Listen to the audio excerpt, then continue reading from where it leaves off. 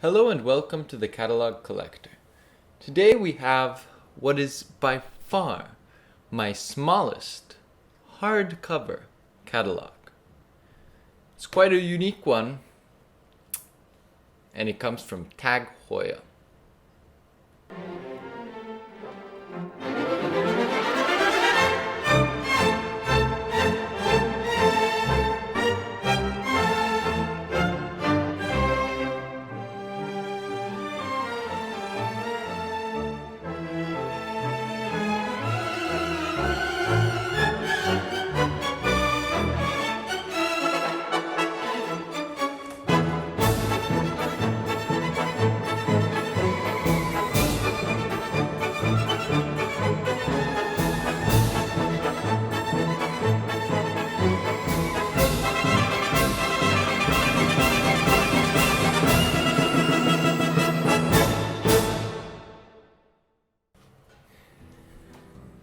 Tag Heuer provides us with a very unique catalog. It is, as you can see, quite tiny. It is hardcover, and it has some interesting detailing on the cover.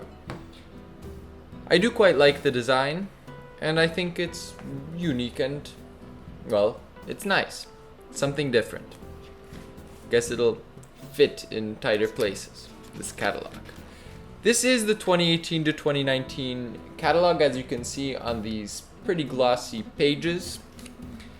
And it starts out with the special editions. Of course, Aston Martin is the first one, some chronograph, then another Aston Martin Racing, and a chronograph. I do like this green with the black design, another chronograph.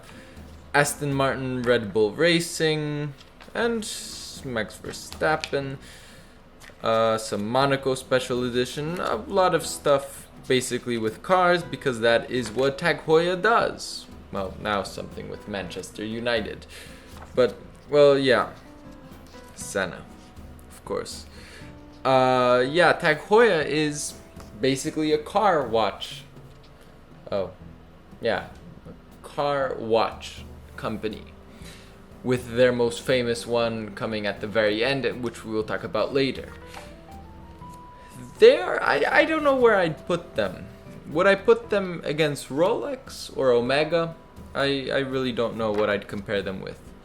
But this catalog really doesn't go into any details about any of the watches. I mean, there are some details here, but it's the fine print and nobody reads that. It's a bit too small of a catalog to really see. It's more of a promotional pamphlet than a real catalog, but it is a catalog, and I'm glad to have it.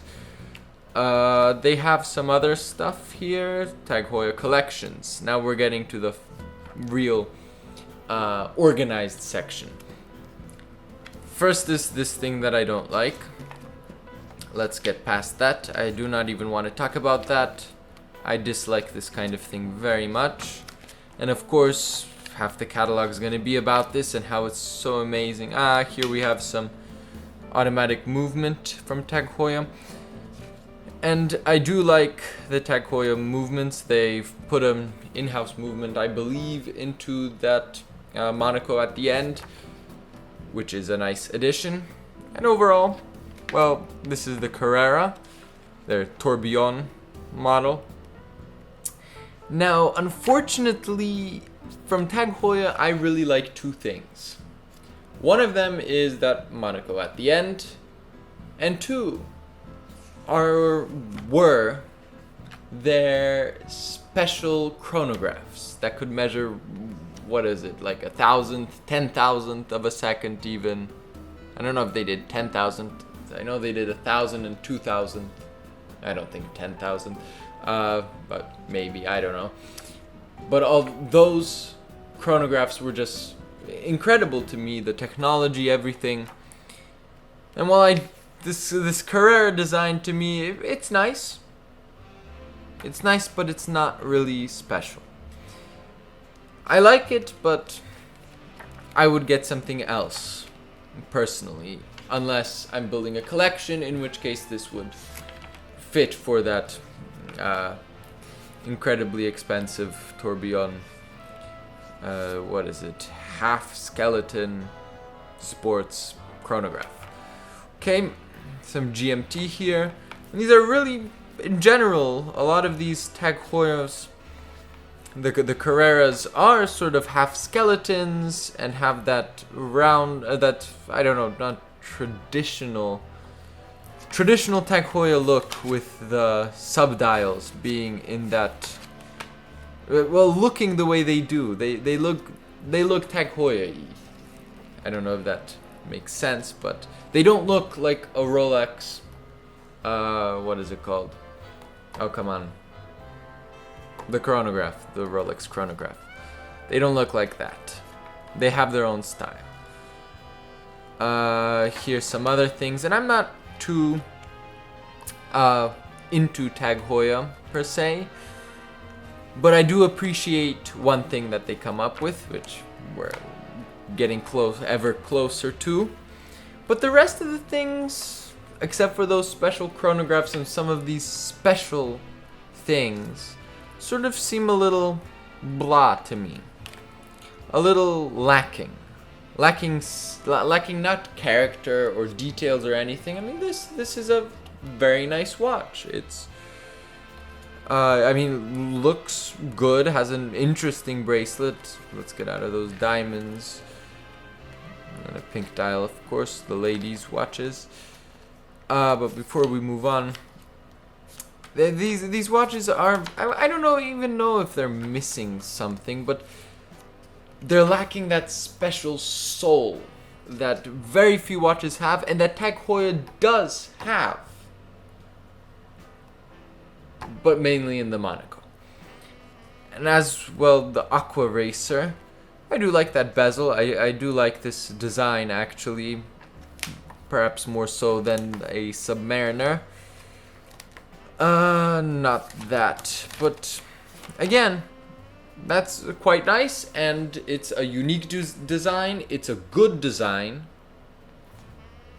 and I can understand that. It's a good. It looks like a good watch. Some more things here. Come on. Of course, this is where I will. Well, Formula One, Tag Heuer Formula One. Of course, they're a Formula One watch company. Some nice things. What is this? Automatic 43 millimeters. Another thing, 43 millimeters. Yeah, this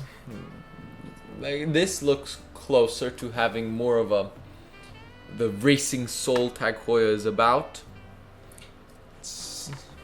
It does look quite nice, though of course not for me personally, because nothing is for me personally, or at least I keep saying that because, well, I can't really afford these watches, so I might as well say that they're not for me and feel better about it. Come on. Let's get to it. Not much to talk about here. Of course, well, as you can see, they didn't leave us much room and pictures, but this is a nice picture to talk about the Monaco. The Monaco is really a spectacular watch. As you can see here, back when it wasn't Tag Heuer, but just Heuer. Sure, I'm pronouncing that wrong. And this watch has soul. It has a soul unlike any other. It's just, it's special. It really, really is.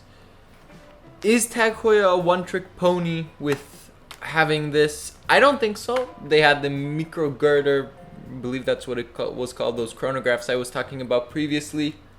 And I like those very much.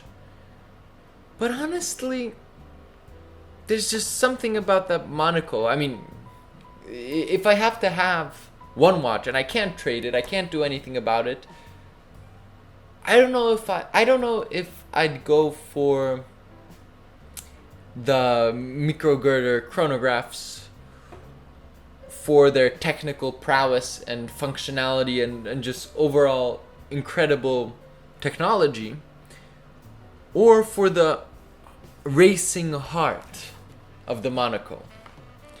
And it really is just special, the Monaco. Something about it.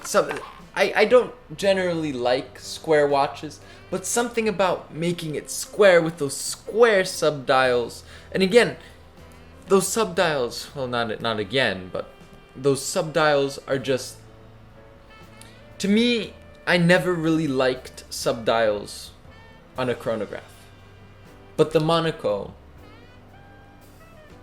makes it work so well with that circular second track and those subdials, those white subdials. It just works. Well, I'm not sure if that works quite as well. And what is that? Yeah, 1 page, 2 pages plus a photo of the Monaco. Not too great, but it is 39 millimeters, at least that's what it says here. It is an automatic chronograph. I believe they're now using an in-house movement, which, as I said before, in-house does not mean too much for me, but I do appreciate it when companies do that, especially if it costs the same amount. I don't know if that Monaco costs the same amount. I would guess not, but you can tell me in the comments. Anyway, this is a relatively quick review with not too much to talk about, because, I mean, Tag Heuer really makes the Carrera, which is a nice design, but I would say doesn't have that much soul with it, except for those micro girder chronographs and perhaps the tourbillon. Actually, the more I look at it, the more I enjoy that tourbillon. But of course, given the choice, I would always go with the Monaco because it is a special watch. The Monaco is a Hall of Fame watch. It is an iconic watch. It is equal, or in my opinion, nicer, but I don't know if more famous. Of course not more famous, but I think it maybe not should, but it is very nice. Then, well, I would say it's equal to a Rolex. Go away, fly. A Rolex, even a Submariner, in terms of fame. Which would I take? There's not too big a decision to make there.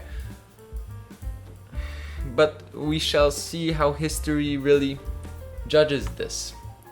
I think it's already showing that it's wonderful, it's timeless, it's beautiful. It's a beautiful, non-dressy watch. And that to me makes it incredible. It really is incredible how they did it. There's not much more to say about it. Tag Heuer is a watch company that makes the Monaco. And that really should be enough. Anyway, that's it. See you next time. Thanks for watching the video to the end. If you liked it, please subscribe and like the video. Perhaps consider supporting me on Patreon. Any support would be greatly appreciated. I will be coming out with catalog collectors once a week for the foreseeable future. Of course, until I run out of catalogs. We'll see what happens then.